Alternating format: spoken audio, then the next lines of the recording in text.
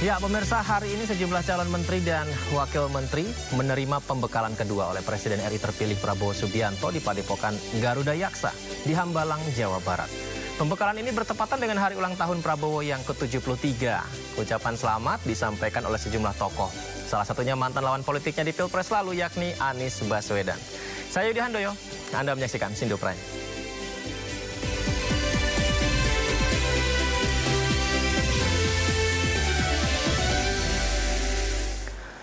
Hari ini sejumlah calon menteri dan wakil menteri menerima pembekalan oleh Presiden RI terpilih Prabowo Subianto di Padepokan Garuda Yaksa, Hambalang, Jawa Barat.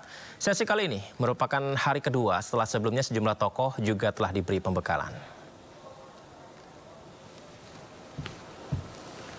Sejumlah tokoh berdatangan ke kediaman Presiden terpilih Prabowo Subianto di Hambalang, Bogor, Jawa Barat. Kedatangan mereka untuk menerima pembekalan hari kedua, pemirsa. Dan materi yang diberikan hari ini ialah mengenai masa depan artificial intelligence atau kecerdasan buatan, berkomunikasi dengan jurnalis, masa depan pekerjaan, anti korupsi, dan diakhiri dengan penutupan dari Presiden terpilih Prabowo Subianto. Pembekalan dilakukan agar para pejabat di pemerintahan Prabowo Gibran memahami arah kebijakan pemerintahan ke depan.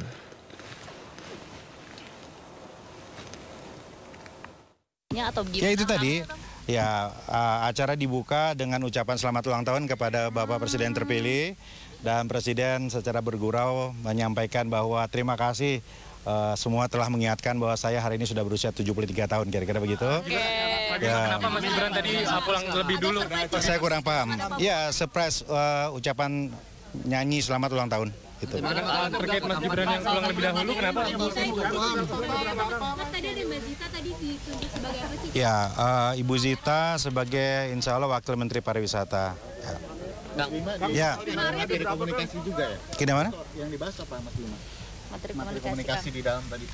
Tadi bagaimana cara menghadapi jurnalis, bagaimana mengkomunikasikan program-program. Jadi lengkap tadi, betul-betul paket lengkap. Bicara ekonomi, bicara teknologi, bicara ekonomi, bicara media. Jadi pembekalan yang luar biasa. Gitu ya. 50-an lah. Ya saya kira lengkap ya, tidak ada tidak hadir. Tidak ada yang tidak hadir, semuanya saya kira hadir. Ya, tapi beberapa kan tidak saya lihat juga, seperti Mas Raffi Ahmad, Gus Miftah tidak saya lihat. Mungkin tugasnya berbeda. Tugasnya berbeda.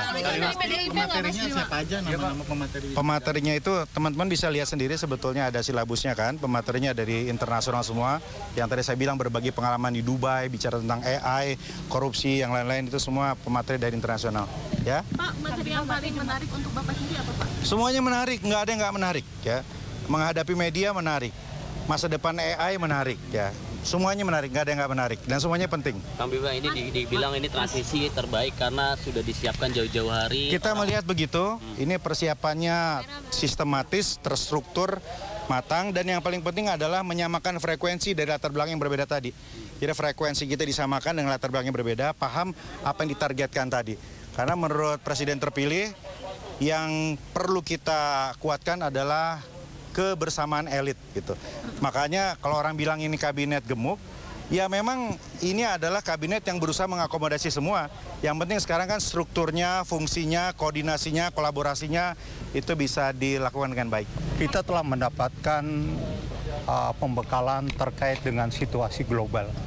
Ini penting karena situasi global ini juga berpengaruh pada kondisi nasional. Kemudian masalah geopolitik, ya itu penting. Apa yang terjadi di Ukraina, kemudian di Timur Tengah, tentunya mempengaruhi langkah-langkah kita ke depan. Ya. Kemudian kita juga diberi pembekalan masalah teamwork. Nah ini juga penting. Sebenarnya ini bukan outbound ya, tetapi karena kita dikasih kegiatan yang sama dengan tujuan yang sama, ya. Akhirnya kita saling mengenal antara para wakil ketua badan dengan wakil menteri. Tadi itu belajar sungguh dengan ilmu dan data. Beliau membekali kami dari beliau sendiri, tetapi juga dari para sumber-sumber yang sangat terpercaya. Bagaimana kita mempunyai ilmu untuk bisa merealisirkan visi beliau untuk membangun kesejahteraan negara kita ini. Saya sangat banyak belajar Kalau saya sebagai ilmuwan, saya ada yang bisa saya tangkap memang sebagai skema ya. Karena kalau untuk ilmuwan, saya pertama harus menentukan apa visi besar pertanyaan kita di dalam bidang sains. Lalu setelah itu kita harus menentukan bagaimana kita menanyakan visi itu dengan metode eksperimen kita. Lalu kita harus menentukan hasilnya itu kira-kira seperti apa. Itu yang namanya hipotesa. Nah, yang saya senang sekali hari ini saya juga belajar seperti itu secara kerangka, tapi tentu saja dalam bidang yang berbeda untuk melayani negara.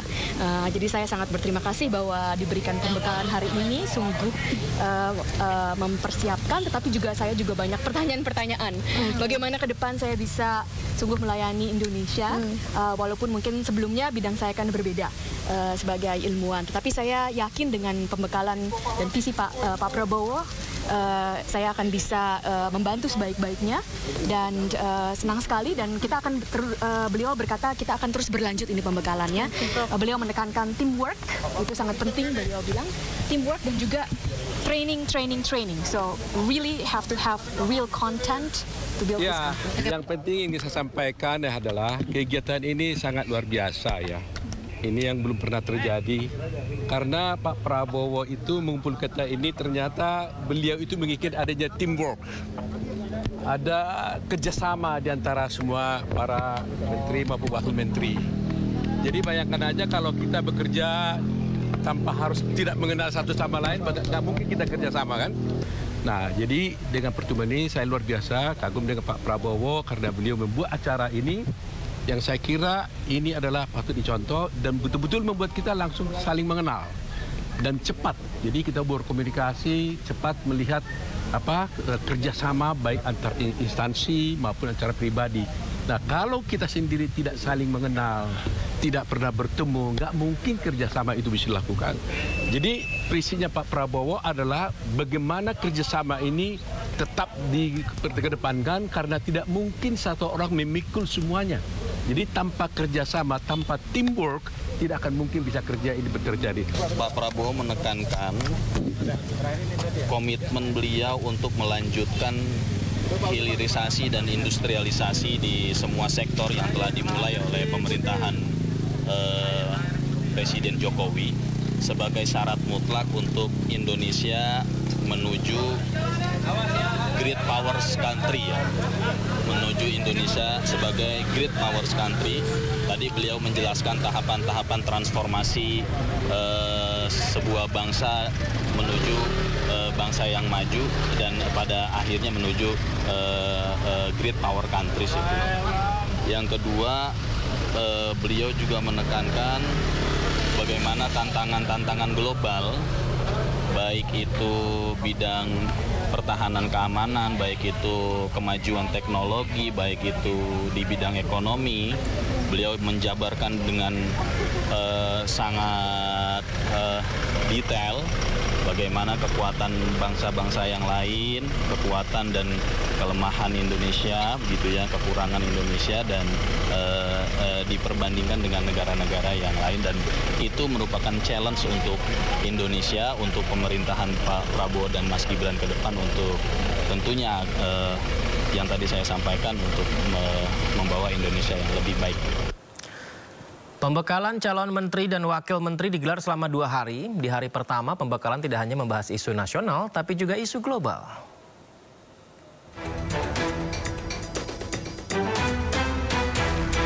Sejumlah calon menteri dan wakil menteri hadir di pembekalan hari pertama Kabinet Prabowo Gibran. Tidak hanya dihadiri oleh Presiden RI terpilih Prabowo Subianto, Wakil Presiden RI terpilih Gibran Rakabuming Raka juga hadir dalam pembekalan hari pertama. Sementara Menteri Koordinator Hukum dan HAM Yusril Iza Mahendra mengunggah foto bersama Presiden terpilih Prabowo Subianto dan Wapres terpilih Gibran Rakabuming Raka usai mendapatkan pembekalan dari Prabowo tentang geopolitik dan kesuksesan sebuah negara. Pembekalan digelar selama 2 hari sejak Rabu 16 Oktober hingga Kamis 17 Oktober. Acara digelar di kediaman Prabowo di Hambalang, Bogor, Jawa Barat. Dari Bogor, Jawa Barat, Tim Liputan iNews melaporkan. Pemirsa, Presiden terpilih Prabowo Subianto telah memanggil 108 tokoh yang diprediksi akan mengisi kabinet Prabowo Gibran Rakabuming Raka. Dari tokoh-tokoh tersebut ada sejumlah Menteri Jokowi yang dipanggil untuk kembali menjadi menteri di kabinet Prabowo Gibran.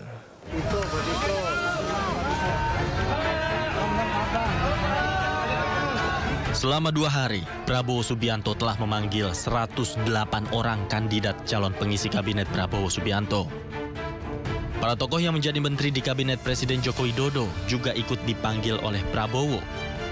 Beberapa nama yang dianggap sebagai orang Jokowi dan menjabat di kabinet Joko Widodo adalah Menteri Keuangan Sri Mulyani, Bahlil Lahadalia, Menteri SDM, Pratikno, Menteri Sekretaris Negara,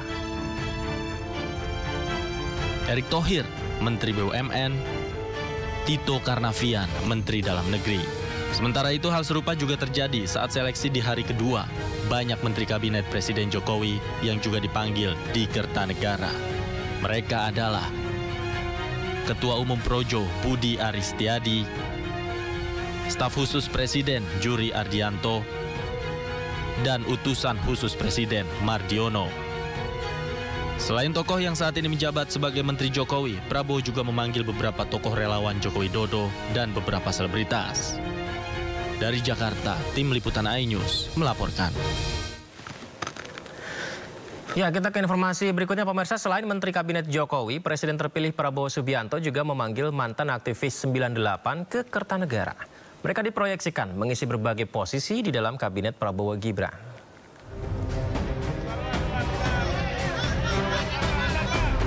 Tokoh-tokoh mantan aktivis 98 juga turut meramaikan bursa calon menteri dan wakil menteri kabinet Prabowo Subianto. Ada 8 orang aktivis 98 yang telah menghadap Prabowo ke Kertanegara. Mereka adalah Nezar Patria yang saat ini menjabat sebagai wakil Menkominfo, kemudian Agus Jabo menjabat sebagai ketua umum Partai Prima, Mugianto sebagai tenaga ahli KSP, Immanuel Ebenezer yang saat ini menjabat sebagai Ketua Umum Relawan Jokowi Mania, Budiman Sujatmiko, politisi Gerindra, Faisal Reza, politisi PKB, Fahri Hamzah, Wakil Ketua Umum Partai Gelora, dan Afriansah Nur, Wakil Menteri Ketenagakerjaan. Selain memanggil sejumlah tokoh di kediamannya di Jalan Kertanegara, Jakarta Selatan, Prabowo juga memberikan pembekalan kepada para calon menteri dan wakil menterinya di Hambalang, Bogor, Jawa Barat. Tim Liputan iNews melaporkan. Sejumlah tokoh memberikan karangan bunga berisi ucapan selamat ulang tahun untuk Presiden terpilih Prabowo Subianto di kediamannya di Hambalang, Bogor, Jawa Barat. Prabowo Subianto berulang tahun ke-73 bertepatan dengan acara pembekalan hari kedua calon anggota Kabinet Prabowo Gibran.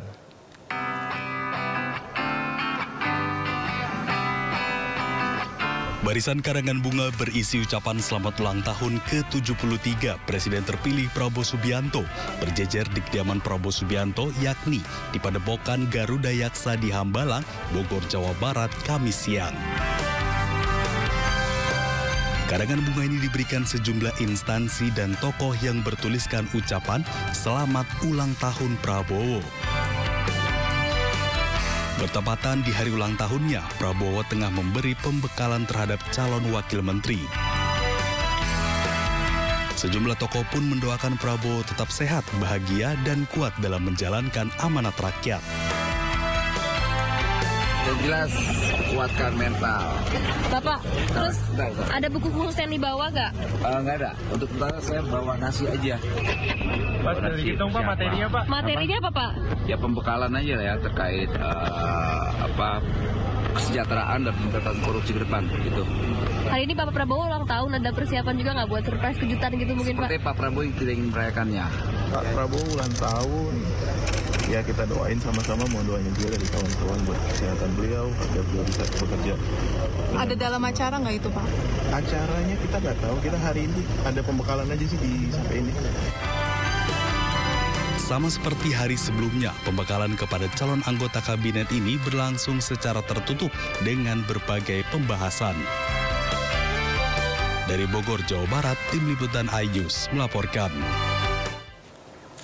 Hari ini Presiden terpilih RI Prabowo Subianto berulang tahun yang ke-73. Ucapan selamat disampaikan oleh sejumlah tokoh, salah satunya adalah mantan lawan politiknya di Pilpres lalu, Anies Baswedan.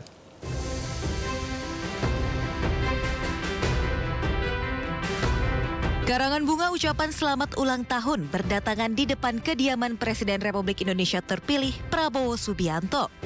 Tak hanya karangan bunga, ucapan selamat pun disampaikan melalui media sosial. Menariknya, mantan lawan politiknya di Pilpres 2024, Anies Baswedan ucapkan selamat ulang tahun untuk Prabowo. Ucapan diberikan melalui akun media sosialnya. Ucapan selamat juga diberikan oleh para calon menteri Kabinet Prabowo Gibran. Erick Thohir, calon menteri yang saat ini menjabat sebagai Menteri BUMN, ucapkan selamat ulang tahun melalui akun media sosialnya. Tak lupa ia berikan doa untuk kesuksesan pemerintahan Prabowo Gibran.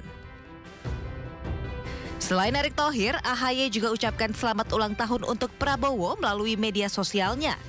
AHY juga mendoakan pemerintahan Prabowo berjalan lancar.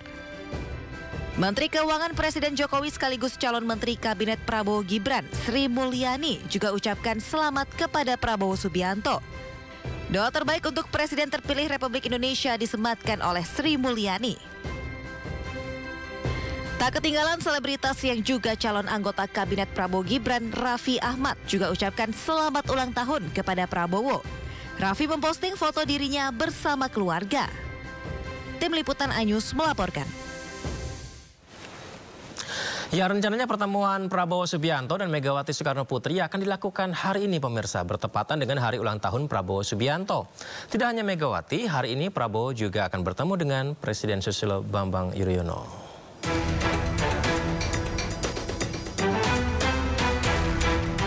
Di hari ulang tahunnya, rencana pertemuan Presiden RI terpilih Prabowo Subianto dengan Ketua Umum PDI Perjuangan Megawati Soekarno Putri kembali menguat. Wakil Ketua Dewan Pembina Partai Gerindra, Hasim Joyo Hadikusumo, menegaskan Prabowo siap bertemu dengan Megawati kapan saja karena sudah menunggu selama 2 tahun. Pak Prabowo sudah menunggu 2 tahun. Terserah Ibu. Ya. Sudah ditentukan waktunya mungkin? Ya insya Allah. Berarti Pak Prabowo siap kapan aja ya Pak? Iya, pagi malam. Hingga kini, Ketua DPP PDI Perjuangan Puan Maharani belum memberikan kepastian kapan pertemuan kedua tokoh nasional ini. Meski begitu, ia mengucapkan selamat ulang tahun kepada Presiden RI terpilih Prabowo Subianto. Insya Allah, dan pada kesempatan ini saya ingin mengucapkan selamat ulang tahun kepada Pak Prabowo. Semoga selalu sehat, panjang umur, bisa memimpin Indonesia menjadi Indonesia yang lebih baik. Ya, insya Allah, kalau Pak Prabowo-nya kan pastinya mungkin sibuk dengan keluarga, jadi insya Allah. Sementara itu, usai mengantarkan undangan pelantikan kepada Yusuf Kala kemarin, Sekjen Partai Gerindra Ahmad Muzani membocorkan pertemuan Prabowo dan Megawati diusahakan akan digelar hari ini. Prabowo Subianto juga akan bertemu dengan Presiden ke-6 RI Susilo Bambang Yudhoyono. Saya mendapatkan informasi insya Allah besok dengan Pak SBY jam 17. Insya Allah. Ya saya akan konfirmasi malam ini dengan Ibu Mega. Mudah-mudahan besok juga sekalian. Sebelumnya Prabowo Subianto dan Megawati Soekarno Putri disebut-sebut akan mengadakan pertemuan sebelum pelantikan Presiden dan Wakil Presiden terpilih pada 20 Oktober 2024. Tim Liputan iNews melaporkan. Ya, sejumlah ketua umum partai politik bertemu dengan Presiden terpilih Prabowo Subianto di Kementerian Pertahanan di Jalan Medan Merdeka Barat, Jakarta Pusat. Pertemuan tersebut berlangsung dengan tertutup pemirsa. Ya, inilah kedatangan beberapa tokoh ketua umum partai yang menghadiri pertemuan dengan Menteri Pertahanan sekaligus Presiden terpilih Prabowo Subianto. Sejumlah tokoh yang hadir yakni Ketua Umum Partai Nasdem Surya Paloh, Ketua Umum Partai Amanat Nasional Zulkifli Hasan, Ketua Umum Partai Golkar Bahlil Lahadalia, Ketua Umum PKB Muhaimin Iskandar, dan Ketua Umum Partai Demokrat Agus Harimurti Yudhoyono. Pemirsa, pertemuan antara Prabowo dengan ketua umum partai ini berlangsung secara tertutup.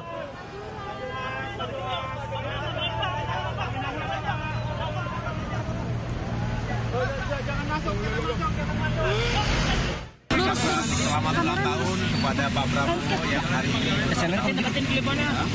ya, tentunya bersama dengan para ketua umum partai-partai politik koalisi Indonesia Maju bisa kembali bersilaturahmi dan saling berbagi cerita, termasuk khususnya kita fokus pada hari-hari ke depan ini menjelang 20 Oktober. Kita tahu bahwa harapan beliau, Pak Prabowo, setelah pelantikan presiden, kemudian pemerintahan baru terbentuk, kabinet baru terbentuk, bisa segera bekerja. Jadi tidak lama-lama, setelah itu bisa segera bekerja. Tentu ini membutuhkan kerjasama, sekaligus juga tentunya koordinasi antar sesama partai pengusung Pak Prabowo dan juga anggota koalisi. Jelang pelantikan Presiden 2024, TNI Angkatan Udara menggelar apel keamanan di Pangkalan TNI Angkatan Udara Halim Perdana Kusuma, Jakarta. Apel diikuti ratusan pasukan dan menampilkan sejumlah alutsista. Pemirsa, jelang pelantikan Presiden, seperti inilah kesiapan personel yang akan mengamankan pelantikan Presiden RI. Ratusan personel TNI AU hendak bersiap menggelar apel pengecekan kesiapan personel jelang pelantikan Presiden 20 Oktober 2024. Apel digelar untuk mengecek kesiapan alutsista dalam rangka pelantikan Presiden dan Wakil Presiden nanti. Apel melibatkan sejumlah pasukan khusus mulai dari Kopasgat hingga Aircrew TNI Angkatan Udara. Kegiatan ini juga menampilkan beberapa alutsista seperti pesawat tempur F-16, pesawat angkut CN-295 dan C-130 Super Hercules. Apel dimulai pukul 8 waktu Indonesia Barat dipimpin Pangkopsudnas Marsikal Madya TNI Insinyur Teddy Rizali Hadi.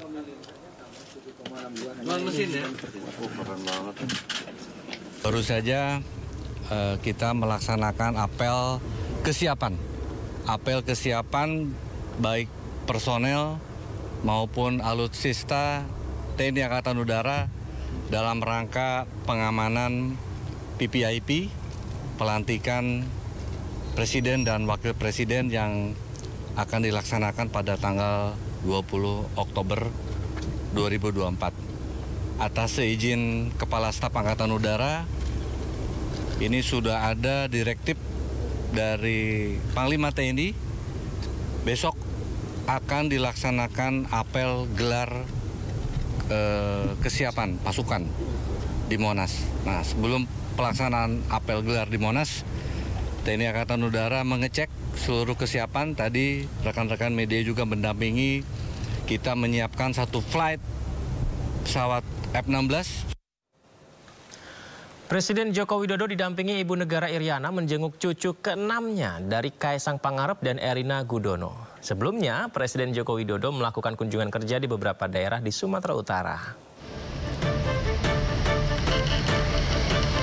Tiba di Jakarta, Presiden Joko Widodo berkunjung ke RSIA Bunda Menteng, Jakarta Pusat. Jokowi didampingi Ibu Negara Iriana menjenguk cucu ke-6-nya dari Kaisang Pangarep dan Erina Gudono. Tiba di lobi rumah sakit, Jokowi dan Iriana langsung masuk. Ya, alhamdulillah kelahirannya berjalan dengan baik dan tadi saya menengok semuanya sehat, anaknya sehat, ibunya juga sudah sehat. Sebelumnya Jokowi melakukan kunjungan kerja di beberapa daerah di Sumatera Utara. Kaisang Pangarep mengumumkan kelahiran anak pertamanya yang berjenis kelamin perempuan. Dari Jakarta, tim liputan melaporkan.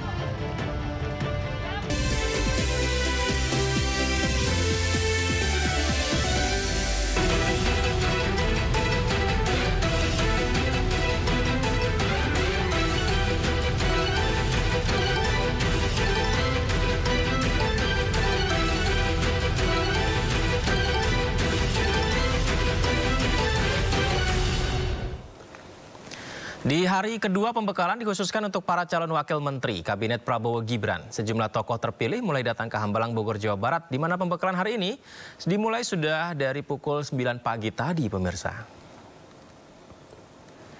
Ya, pembekalan hari kedua ini dikhususkan untuk para calon wakil menteri Kabinet Presiden Prabowo Gibran dan tercatat ada 54 calon wakil menteri dijadwalkan hadir di kediaman Prabowo di Hambalang, Bogor, Jawa Barat.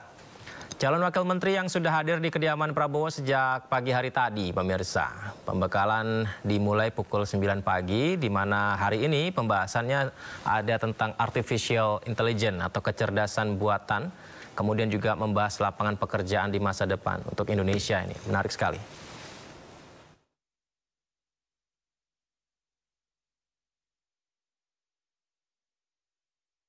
Ya itu tadi, ya acara dibuka dengan ucapan selamat ulang tahun kepada Bapak Presiden terpilih. Dan Presiden secara bergurau menyampaikan bahwa terima kasih semua telah mengingatkan bahwa saya hari ini sudah berusia 73 tahun, kira-kira begitu. Ya. Kenapa Mas Gibran tadi pulang lebih dulu? Saya kurang paham. Ya, surprise ucapan nyanyi selamat ulang tahun. Gitu. Terkait Mas Gibran yang pulang lebih dahulu, kenapa? Ya, Ibu Zita sebagai insya Allah Wakil Menteri Pariwisata. Ya. Materi komunikasi juga ya? Gimana? Yang dibahas apa Mas Bima? Materi komunikasi di dalam tadi. Tadi bagaimana cara menghadapi jurnalis, bagaimana mengkomunikasikan program-program. Jadi lengkap tadi, betul-betul paket lengkap. Bicara. Sejumlah nama calon menteri dan wakil menteri telah menjalani pembekalan di Hambalang. Pembekalan ini bertujuan untuk menyamakan frekuensi, membangun kerja tim di antara para anggota kabinet. Hal ini dianggap krusial karena para menteri dan wamen nantinya dapat memahami gagasan serta arah kebijakan Presiden terpilih Prabowo Subianto. Beberapa hal yang ditekankan adalah swasembada pangan, penggunaan APBN, pengentasan kemiskinan, serta pencegahan dan penghapusan korupsi. Kita bahas lebih lengkap lagi bersama politikus Partai Golkar Dev Laksono, kemudian Direktur Eksekutif Trias Politik Strategis Agung Baskoro. Saya sapa narasumber saya semuanya. Assalamualaikum, apa kabar semuanya? Waalaikumsalam, Bang Yudi, Bang Dev. Waalaikumsalam. Baik. Semua, gimana kabarnya Mas? Sehat, sehat, Alhamdulillah. Semoga sehat semuanya dan terima kasih sudah bergabung di Sindo Prime. Bang Dev, ini kalau kita lihat total ada 108 orang ya Bang Dev yang dipanggil ke Kertanegara dan telah menjalani pembekalan di Hambalang. Ini kalau kita lihat dari Golkar juga banyak nama-nama besar, Erlangga Hartarto, Bahlil Lahadalia, Agus Gumiwang, Dito Aryo Tejo. Sepertinya Presiden terpilih Prabowo Subianto ingin membawa para nama-nama ini mengetahui visi misi ke depan pemerintah agar bisa berkesinambungan. Ya tentunya agar ini kan kita mau memulai sesuatu dengan kecepatan full ya. Sudah kecepatan full itu ya langsung kerja tancap gas lah. Karena apa? Karena kan ini adalah kabinet keberlanjutan untuk menyelesaikan, menyempurnakan dan juga melanjutkan semua yang telah dirintis, dimulai dan dikerjakan selama 10 tahun terakhir di bawah kepemimpinan Presiden Jokowi. Jadi semua yang telah beliau buat, ya, telah beliau kerjakan, agar jangan sampai ada yang terbengkalai, jangan sampai ada yang tidak rampung, akan tapi justru semuanya itu benar-benar selesai dengan sempurna lah untuk kepentingan bangsa dan negara. Gitu. Kalau kita bicara soal visi misi yang juga diprioritaskan oleh Presiden terpilih Prabowo Subianto bersama Gibran Rakabuming Raka, ini adalah mengenai swasembada pangan. Swasembada pangan yang ditargetkan 5 tahun ke depan terwujud. Dengan kondisi yang sekarang, Bang Dev, tentu saja banyak sekali tantangan yang akan dialami pemerintah ke depan ini. Tapi menarik ada optimisme di sana yang akan diwujudkan. Seperti apa sebenarnya, Bang Dev? Ya, contohnya nih yang tadi di-mention ya, swasembada pangan. Ini sudah kita pemerintahan hari ini dan juga pemerintahan yang ke depan itu sudah merangkul baik apakah itu tenaga ahli dari segala macam kampus, terus juga dengan pengusaha, sudah melakukan investasi, pembebasan lahan dan juga penyiapan lahan-lahan tersebut. Ya. Terus juga ini kan harus upstream, downstream ya, mulai dari lahannya itu seperti apa, pembibitannya, tenaga ahlinya yang mengerjakan, investasi akan kebutuhan alat beratnya. Ya ini semua harus dipikirkan sampai dengan secara detail sehingga target itu bisa benar-benar tercapai. karena memang waktu yang ditentukan itu sangat singkat, sehingga ini memacu semua pihak, ya, semua stakeholder untuk benar-benar fokus dan juga benar-benar semangat dan jangan sampai lengah untuk mengejar target tersebut. Saya ingat kemarin ketika Pak Airlangga Hartarto dipanggil ke Kertanegara dan setelah menjalani pertemuan dengan Presiden terpilih Prabowo Subianto, ia menyampaikan pesan Pak Prabowo ini adalah mengenai kestabilan politik Indonesia agar bisa menghadapi tantangan di dunia. Karena kita tahu geopolitik yang terjadi seperti dari pandemi COVID, kemudian ada juga pasca konflik terbuka di Timur Tengah dan sebelumnya ada di Rusia, Ukraina, ini mempengaruhi ekonomi Indonesia. Nah, sepertinya Pak Prabowo juga menekankan ada antisipasi akan hal itu ya, Bang Dev? Ya. Bang Dev? Ya, tentunya ini jangan didiskon, ya, justru harus di-highlight. Ya. Silakan. Terdengar? Terdengar, Bang. Silakan, Bang. Suaranya gimana? Aman, Bang. Silakan. Oke.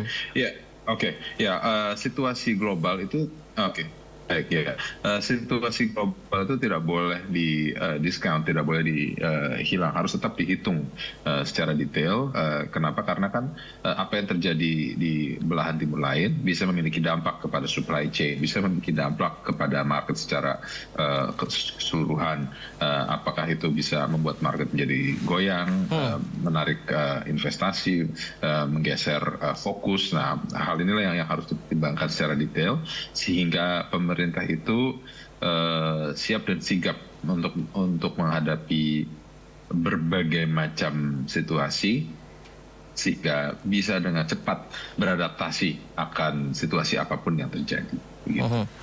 Ada satu juga yang digarisbawahi dan tentu saja ditanya oleh netizen Indonesia di media sosial adalah komitmen Presiden terpilih Prabowo Subianto ingin mengentaskan kemiskinan. Kalau kita bicara kemiskinan di Indonesia memang ada sekitar, koreksi saya kalau salah ya, ada sekitar 9%.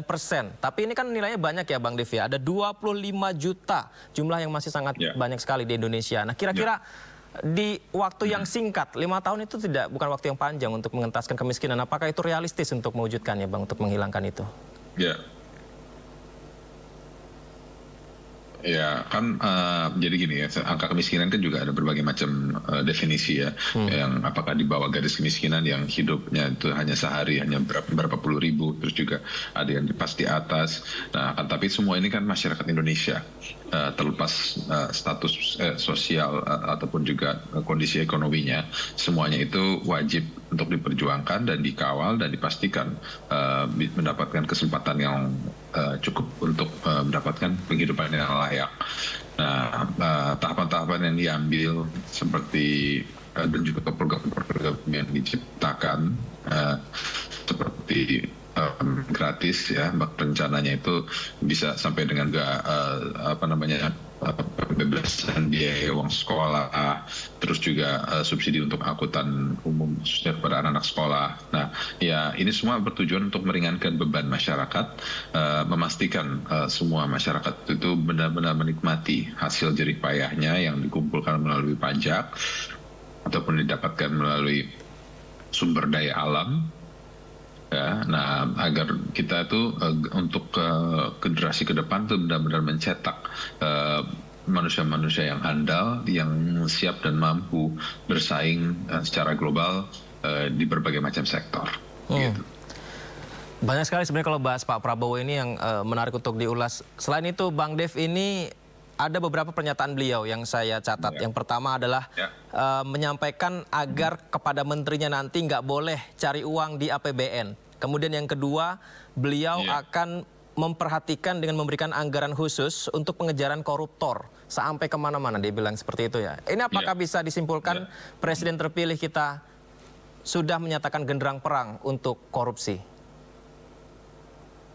Dari awal, dari sejak beliau menjabat sebagai Menhan, bahkan dari ketika beliau maju presiden dari 2014, 2019 hingga 2024, beliau selalu memposisikannya sebagai anti akan korupsi. Jadi yang satu hal yang pasti adalah siapapun yang masuk di dalam pemerintahan Prabowo Gibran ini harus melepaskan ikatan-ikatannya akan niatan untuk memperkaya diri dengan cara-cara jahat, yaitu merampas hak rakyat.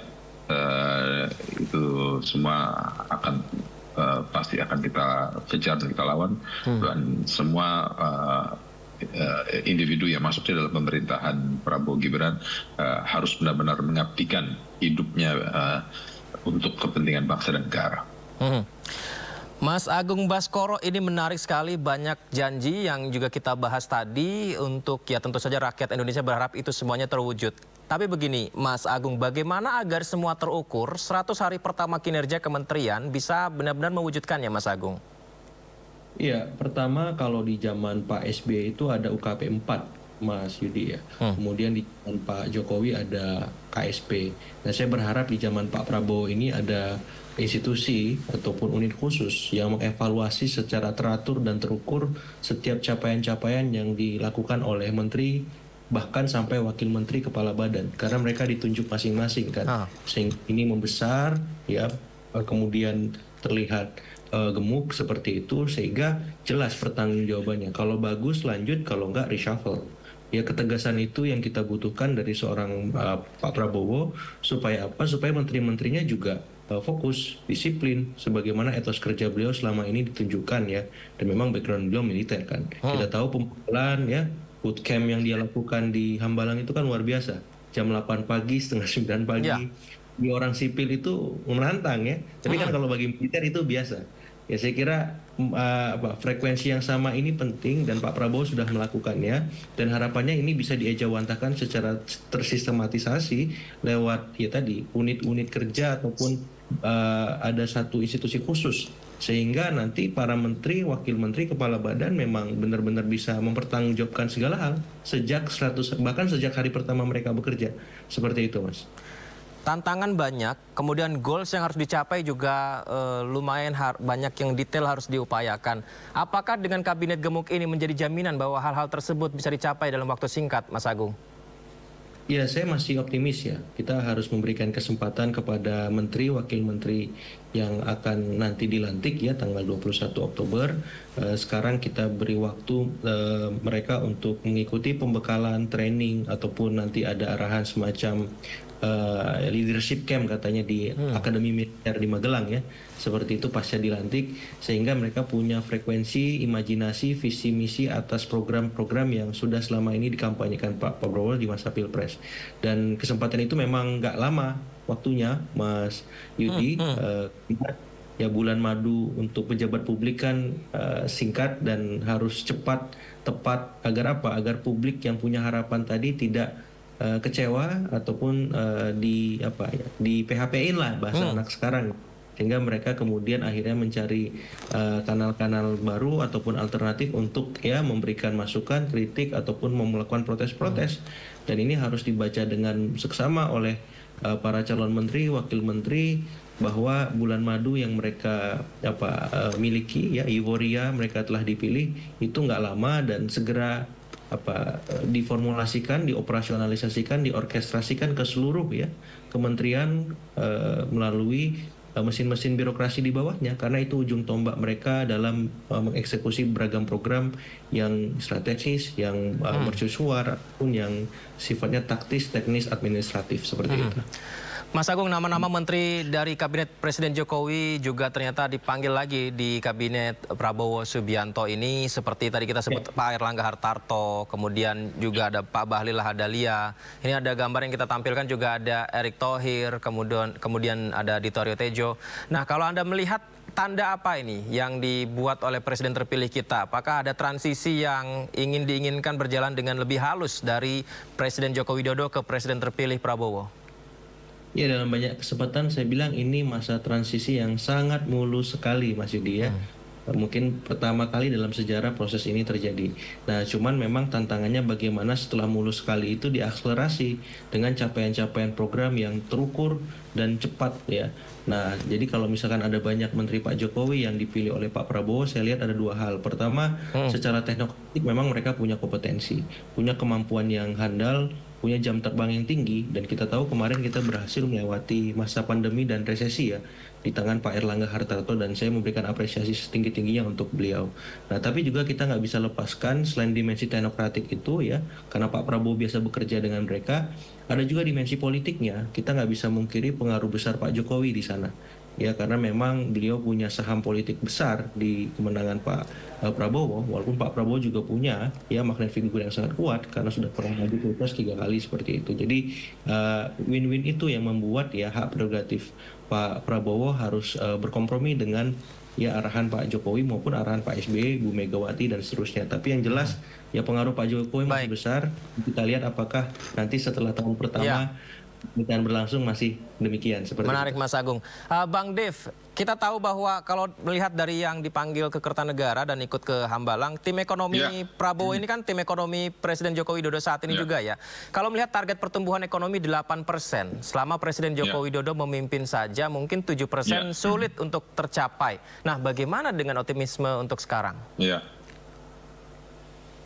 Ya, kan gini, kembali lagi saya tegaskan, ini kan adalah kabinet keberlanjutan. Ya, jadi yang sudah dimulai, diawali di pemerintahan seperti ini, itu kan adalah fondasinya ini begitu sudah selesai, tinggal membangun ke atas. Nah, membangun ke atasnya ini sudah jelas arahnya, dan juga konsepnya seperti apa yang mesti dikerjakan untuk menarik investor, mendorong pertumbuhan ekonomi, melihat potensi perkembangan kondisi tren global seperti apa ya, makanya itu kita harus benar-benar membuktikan kondisi global seperti apa, jangan sampai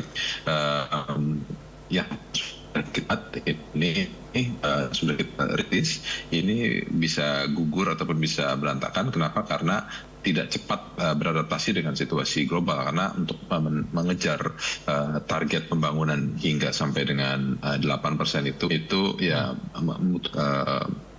sinergi dari semua sektor, dan itu ya bisa kita yakin itu bisa kita raih selama semua elemen di dalam pemerintahan, baik di eksekutif ataupun di legislatif, seluruh partai-partai pendukung Prabowo Kim Plus ini benar-benar fokus untuk mengejar pembangunan tersebut. Begitu. Menarik sekali ya, kita benar-benar tunggu realisasinya seperti apa. Saya mendengar juga Bang Dev akan menjadi narasumber di program berikutnya. Baik, kami tutup terlebih dahulu dengan Bang Dev. Kami nantikan informasi dari Bang Dev di sana. Sementara untuk Mas Agung, ditahan dulu ya Mas Agungnya. Kita akan lanjutkan dialog ini setelah jeda. Tetap bersama kami. Ya, pemirsa, masih bersama kami di Sindo Prime. Sejumlah pesan dan juga pembahasan diutarakan Presiden terpilih Prabowo Subianto di Hambalang kepada sejumlah nama-nama kabinet yang dipanggil ke Kertanegara. Nah, sebenarnya seperti apa yang diinginkan oleh Presiden terpilih? Kita kembali terhubung bersama narasumber kita, Mas Agung Baskoro. Menarik sekali pembahasan ini, Mas Agung. Kalau kita lihat dari tema yang dibuat pada hari ini, AI, komunikasi, lapangan kerja masa depan, dan anti korupsi ini, Mas. Ini kalau Anda lihat sebenarnya ini adalah menjadi prioritas Presiden terpilih ya, untuk disampaikan bahwa visi misinya ini seperti ini, agar para kabinetnya nanti itu mengetahui benang merah dari presidennya seperti apa.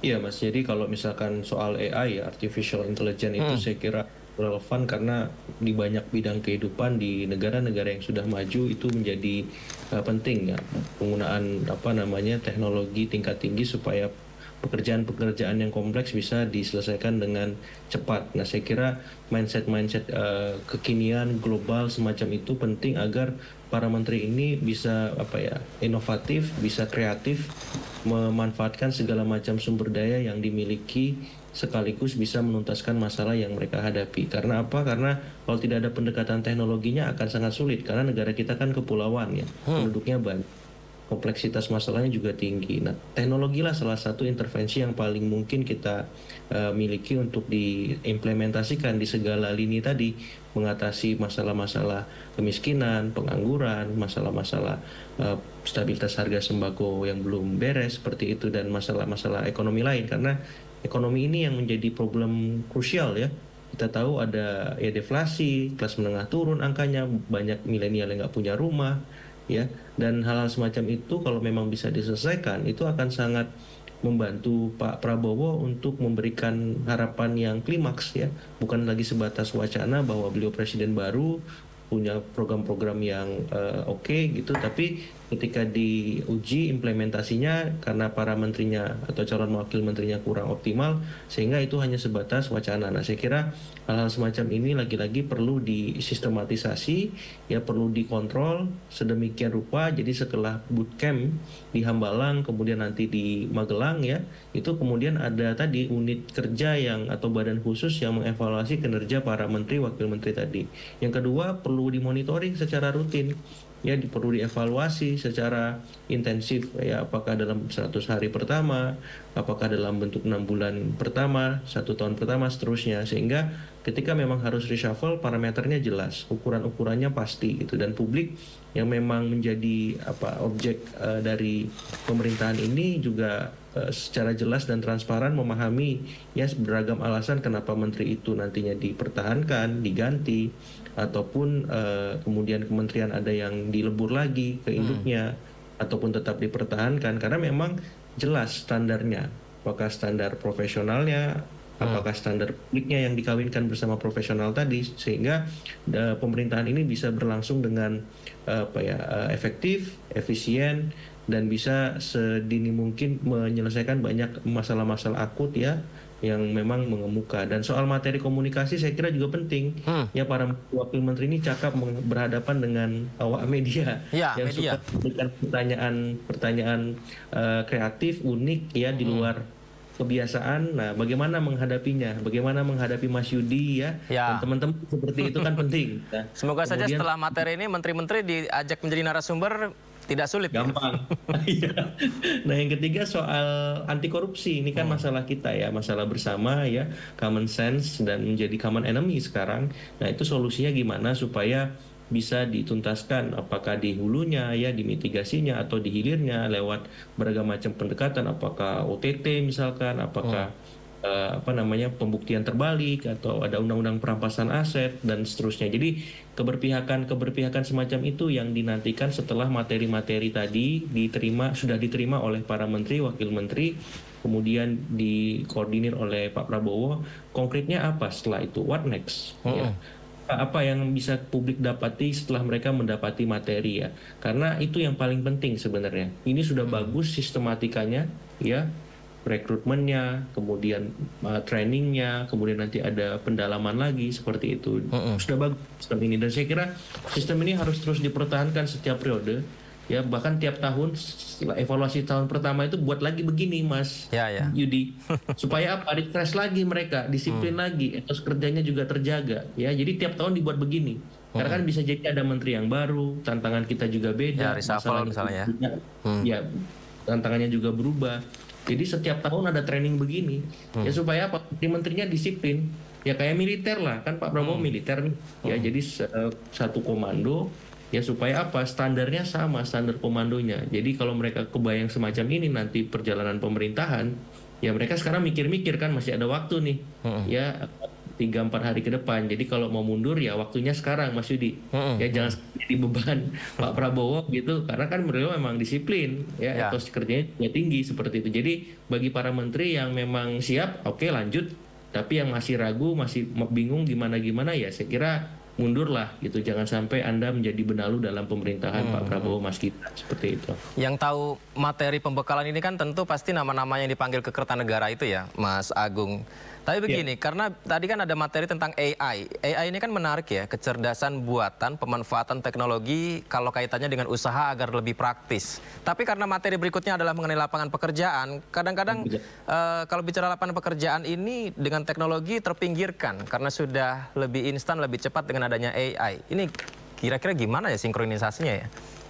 Iya, kalau saya dalam beberapa hal sudah menggunakan aktivitas artificial intelligence ya Mas. Misalkan saya mendapat beberapa kandidat di pilkada, karena ada hak cipta ya yang memang kita hadapi untuk misalkan membuat jingle, lagu, dan macam-macam, kita menggunakan AI untuk membuat lagu sendiri, kalimatnya sendiri, syairnya sendiri, dan seterusnya. Seperti desain-desain juga untuk kampanye, APK seperti itu kita memanfaatkan AI ya materi-materi campaign yang lain juga begitu. Nah saya kira bisa disinergiskan karena kan yang punya tes itu manusianya. AI itu kan hanya mesin, hanya aplikasi, tapi siapa yang menggunakan manusianya? Manusianya ini yang harus paham bagaimana ya supaya AI itu efektif dan tidak memberikan dampak atau ekses-ekses yang tidak perlu. Ya, nah menteri-menteri ini juga harus punya mindset itu kan supaya pekerjaannya yang kompleks menjadi lebih mudah ya dan tidak ada yang dirugikan manusianya ya. Kita pengen efisien, efektif, tapi jangan sampai buat masalah baru ya, karena memang gara-gara ini akhirnya semuanya menjadi lebih individual Mas, padahal yang ditunjukkan ini kerja tim ya, super team, dream team gitu. Otomatis tools teknologi AI tadi harapannya bisa ya membuat komunikasi antar menteri, antar wakil menteri lintas kementerian nanti berlangsung dengan optimal, berlangsung dengan efektif ya, cair ya, hangat gitu. Jangan kaku-kaku ya, kalau bisa ada grup WhatsApp-nya misalkan. Jadi kalau mau koordinasi gampang, ya tinggal japri aja, yuk kita nongkrong di sini, selesaikanlah. Kadang kan lebih efektif seperti itu. Meeting bisa Zoom gitu ya Pak? Betul, betul. Nggak harus semuanya ketemu, nggak harus semuanya ditentukan dengan pendekatan-pendekatan yang sifatnya formal ya. Dan kadang-kala itu memakan waktu yang lama.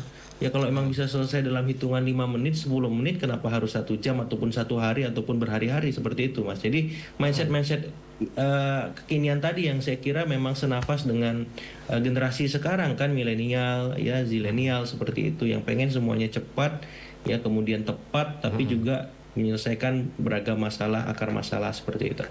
Kalau bicara soal pengentasan kasus korupsi, karena Pak Prabowo ini kan juga menjabat sebagai Menteri Pertahanan saat ini ya, tentu beliau sangat tahu apa yang dialami menteri-menteri, apalagi pada saat dia menjabat ada di jajaran kementerian yang juga terlibat kasus korupsi begitu. Nah ini apa statement yang disampaikan bahwa menteri nggak boleh cari uang dari APBN bla bla bla yang disampaikan Pak Prabowo ini sepertinya juga sebagai sebuah kode gitu ya, Bang Mas Agung ya, untuk bisa membawa negara ini membangunnya tanpa adanya celah kasus korupsi.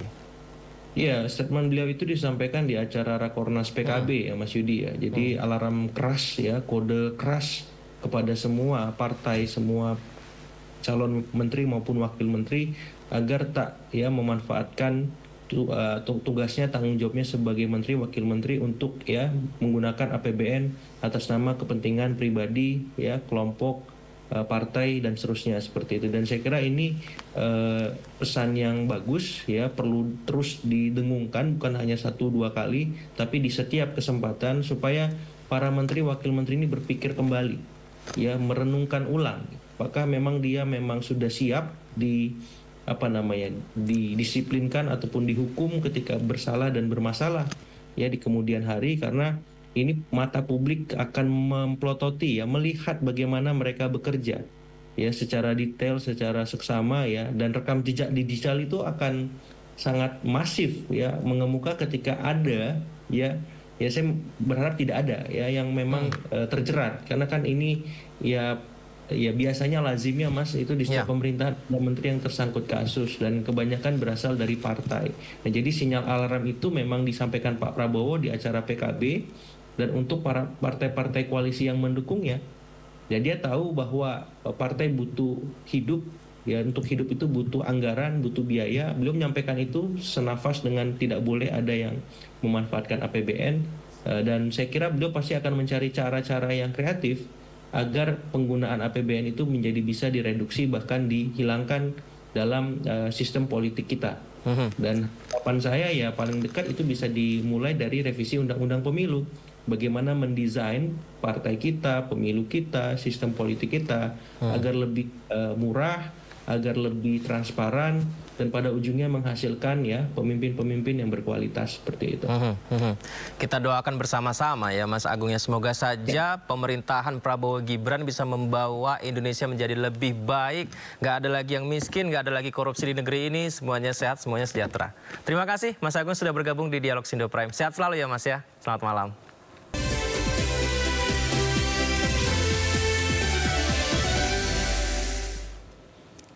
Terima kasih masih bersama kami di Sindo Prime. Pemirsa, para calon wakil menteri dan kepala badan mengikuti pembekalan di Padepokan Garuda Yaksa, Hambalang, Bogor. Berikut kami hadirkan prediksi wakil menteri dan kepala badan di Kabinet Prabowo Gibran untuk Anda pemirsa. Kita lihat di layar berikut ini pemirsa, Punawirawan TNI AKU, Doni Ermawan, Kemudian ada Veronika Tan, pengusaha. Ibu Veronika Tan ini diprediksi menjadi Wakil Menteri PPA, Pemberdayaan Perempuan dan Anak. Kemudian ada Ibu Ripka Haluk, PJ Gubernur Papua Tengah, dan juga Ludwig F. Paulus, politikus Golkar. 4 nama yang juga hadir di Kertanegara beberapa hari yang lalu. Berikutnya ini adalah prediksi Wakil Menteri di Kabinet Prabowo Gibran, pemirsa. Paling kanan saya, Otto Hasibuan, pengacara juga dipanggil, sudah mengikuti pembekalan di Hambalang juga. Kemudian Armanata Natsir, Dubes Indonesia untuk PBB. Diprediksi Pak Armanata menjadi Wakil Menteri Luar Negeri. Kemudian Anies Mata, Ketua Umum Partai Gelora, diprediksi menjadi Wakil Menteri Luar Negeri, pemirsa, yang juga hadir di Hambalang mengikuti pembekalan, sama halnya seperti dengan Pak Bima Arya. Mantan Wali Kota Bogor ini juga hadir di Hambalang mengikuti pembekalan dan diprediksi menjadi Wakil Menteri Dalam Negeri.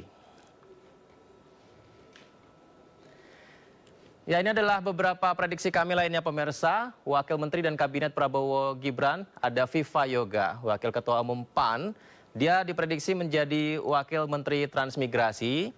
Kemudian juga ada nama Isyana Bagus Oka, kita kenal beliau adalah Sekjen PSI. Kemudian Christina Aryani, politisi Partai Golkar, serta Zulfikar Ahmad Tawala, Ketua Umum PP Pemuda Muhammadiyah, pemirsa.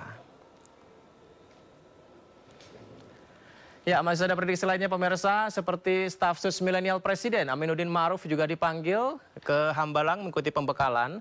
Kemudian Kartika Wirjo Atmojo, Wakil Menteri BUMN, diprediksi Pak Kartika akan menjadi Wakil Menteri BUMN, pemirsa. Kemudian ada Doni Oskaria, Dirut Aviasi Pariwisata Indonesia, serta Todo Tua Pasaribu, CEO Bomba Group, pemirsa.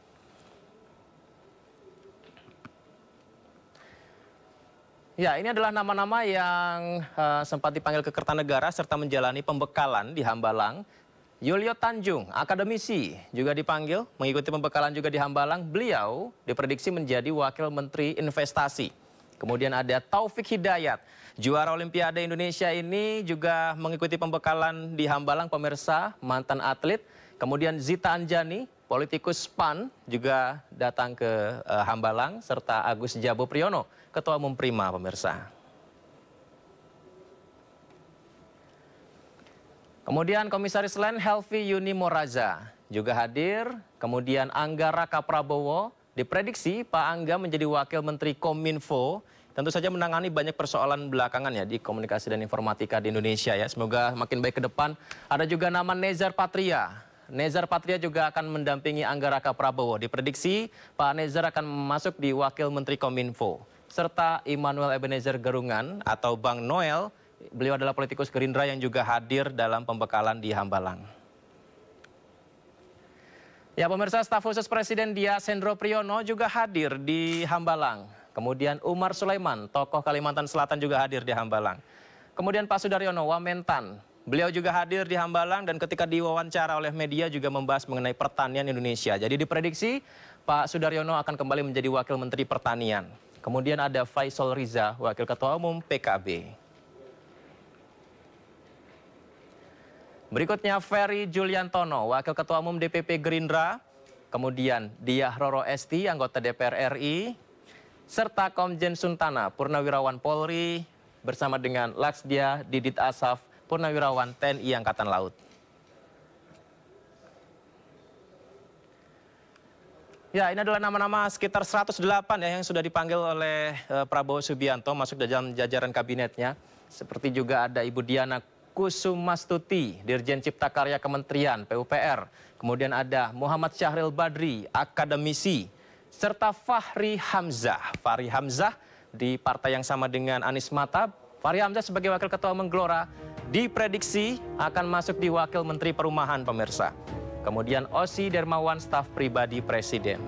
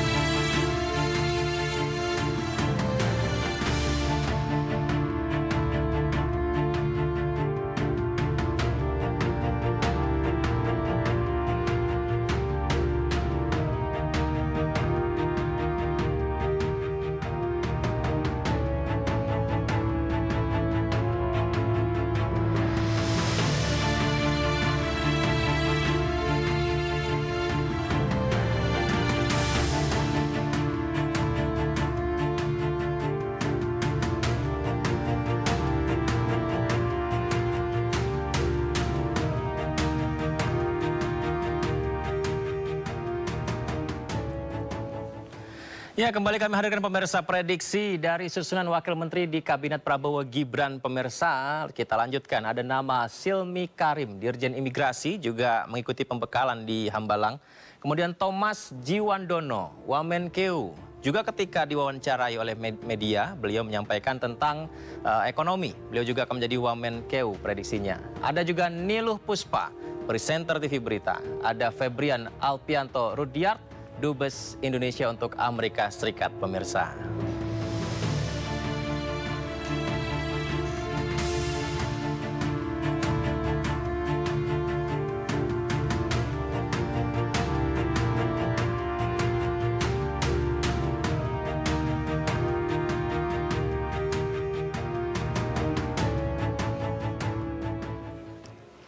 Ya, tentu saja itu adalah nama-nama prediksi kami, pemirsa. Untuk kepastiannya kita menunggu pelantikan tanggal 20 dari Presiden terpilih Prabowo Subianto dan Wakil Presiden terpilih Gibran Rakabuming Raka. Kita ke informasi berikutnya. Ketua DPP PDI Perjuangan Ahmad Basarah menemui Megawati Soekarno Putri di Tengku Umar, Jakarta Pusat. Basarah menyebut kedatangannya ke rumah Megawati untuk melaporkan hasil pembicaraan dengan Sekjen Partai Gerindra Ahmad Muzani. Iya. Ada pertemuan nggak hari ini antara Pak Prabowo dengan Ibu? Ya, ini saya baru akan melapor kepada Ibu Ketua Umum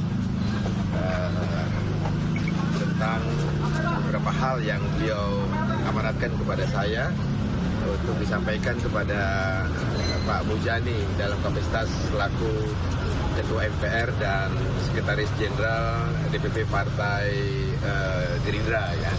Saya kira nanti kita tunggu perkembangan lebih lanjut. Saya akan minta waktu dulu untuk melaporkan hasil pembicaraan saya dengan Pak Muzani. Terima kasih ya. Untuk pertemuan Ibu Mega dengan Pak Prabowo, Ibu akan datang ke pelantikan nggak, Pak? Calon Gubernur Jakarta nomor urut 3 Pramono Anung belusukan ke Pasar Cipayung, Jakarta Timur. Dalam kesempatan tersebut, Pramono Anung juga mengucapkan selamat ulang tahun untuk Presiden terpilih Prabowo Subianto.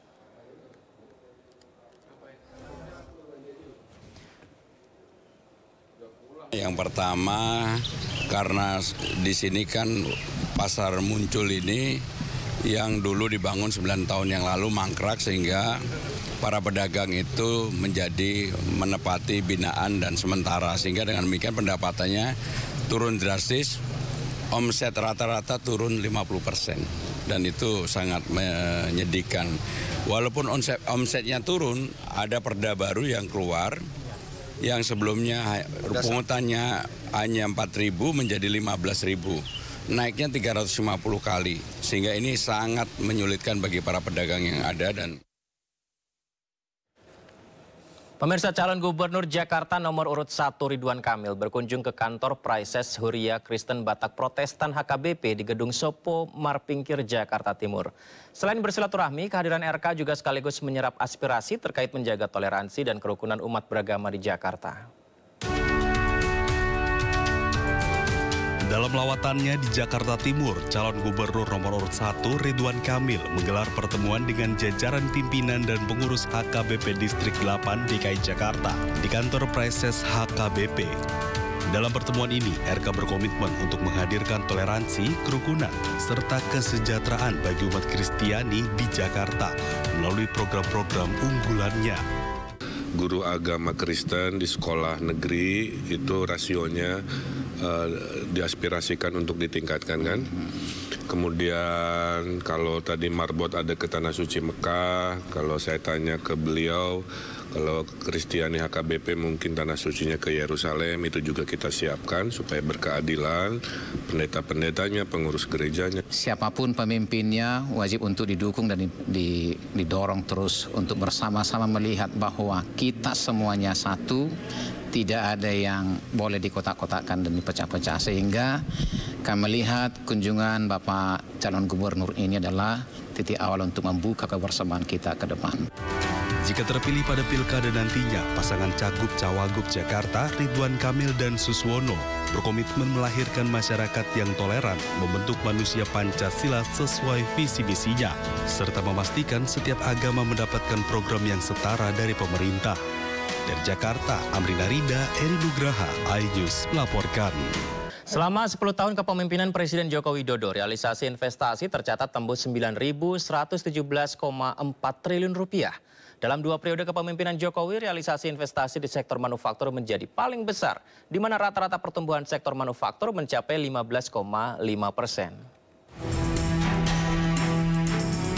Selama 10 tahun kepemimpinan Presiden Joko Widodo, realisasi investasi tercatat tembus 9.117,4 triliun rupiah dari triwulan 4 2014 hingga triwulan 3 2024. Kementerian Investasi merinci realisasi investasi pada periode pertama Jokowi memimpin sebesar 3.294,3 triliun rupiah dari triwulan 4 2014 hingga triwulan 3 2019. Kemudian dalam periode kedua masa jabatan Jokowi berhasil mendatangkan investasi sebanyak 5.823,1 triliun rupiah. Kementerian Investasi mengklaim realisasi investasi sejak tahun 2014 selalu berada di atas target awal atau rencana strategis. Bahkan investasi selama 10 tahun yang tadinya lebih konsentrasi di Pulau Jawa, beralih di luar Pulau Jawa dengan peningkatan pesat sejak tahun 2020. Tak heran dalam kurun waktu 10 tahun ini, realisasi investasi mampu menyerap 13,8 juta pekerja. Kementerian Investasi juga mencatat dalam 10 tahun ini, investasi di sektor manufaktur menjadi paling besar dibandingkan dengan sektor primer maupun tersier. Di mana rata-rata pertumbuhan sektor manufaktur dalam 10 tahun terakhir mencapai 15,5%.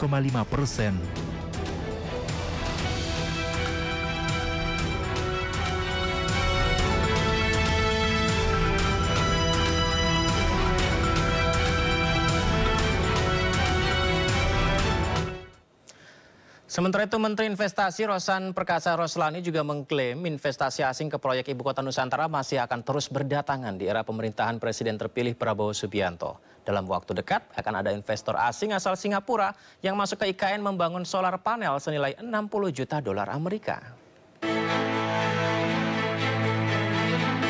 Menteri Investasi yang juga Kepala BKPM Rosan Roslani mengklaim proyek Ibu Kota Negara Nusantara mulai dibanjiri investor asing. Rosan menyebutkan hal ini lantaran para investor asing mulai melihat dan percaya dengan proyek pemerintah Indonesia lantaran ekosistem yang ada mulai terbentuk. Terlebih Rosan menilai dalam waktu dekat akan ada investor asing asal Singapura yang masuk di IKN senilai 60 juta dolar Amerika Serikat untuk membangun solar panel. Tak hanya itu, Rosan juga mencatat bahkan investor asing bakal membangun lapangan golf di IKN.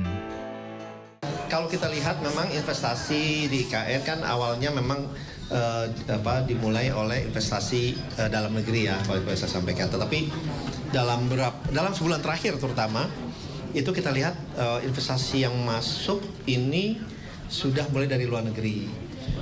Saya waktu itu pas baru dilantik saya ke Singapura, alhamdulillah mereka kemudian juga berinvestasi, itu BUMN-nya sana, PT Semcorp Indonesia, Semcorp Singapura. Mereka investasi di solar panel. Di sana kurang lebih nilainya 60 juta dolar. Insya Allah akhir tahun ini sudah selesai. Jadi kan tenaganya jadi tenaga bersih tuh di IKN. Kedua, investasi yang sudah groundbreaking, kebetulan saya juga menghadiri langsung oleh Bapak Presiden juga, pembangunan sekolah oleh Australia.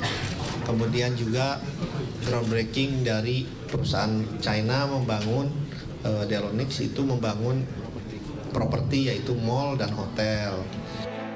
Sebelumnya sejumlah investor asing dari berbagai negara mulai masuk di IKN, mulai dari proyek Magnum Resort Nusantara yang dibangun oleh investor asal Rusia, yakni Magnum Estate dengan nilai investasi 300 miliar.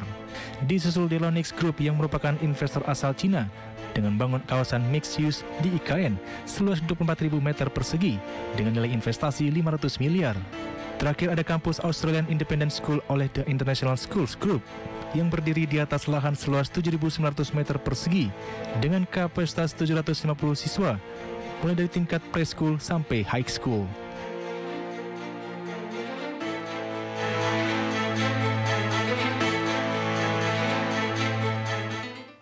Pemirsa, usai sudah Sindo Prime hari ini, dan jangan lupa Anda bisa mendapatkan informasi terkini dan terbaru melalui portal yang menghadirkan berita daerah, berita nasional, dan berita internasional di sindonews.com. Mewakili kerabat kerja yang bertugas, saya Yudi Handoyo pamit undur diri. Sehat selalu untuk Anda dan sampai jumpa.